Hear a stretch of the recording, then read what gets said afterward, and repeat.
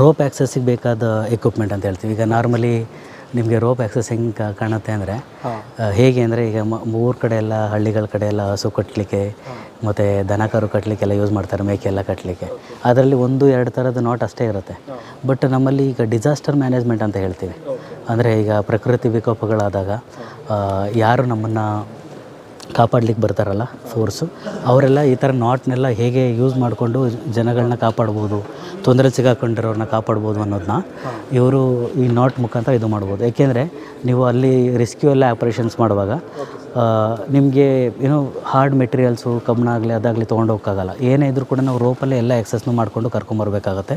International ಮೂವೀಸೆಲ್ಲ ನೋಡ್ತಾ ಇರ್ತೀವಿ ನಾವು, ತುಂಬ ಆ್ಯಕ್ಷನ್ಸ್ ಎಲ್ಲ ಮಾಡ್ತಾರೆ. ಈಗ ನಮ್ಮ ಸಿನಿಮಾಗಳಲ್ಲೂ ಕನ್ನಡ ಸಿನಿಮಾಗಳು ನೋಡ್ತಾ ಇದ್ದರೆ ಅಥವಾ ಬೇರೆ ಸಿನಿಮಾಗಳನ್ನ ನೋಡ್ತಾ ಇದ್ದರೆ ಹೀರೋ ಹೈಟಿಂದ ಜಂಪ್ ಮಾಡೋದೆಲ್ಲ ನೋಡ್ತಾ ಇರ್ತಾರೆ.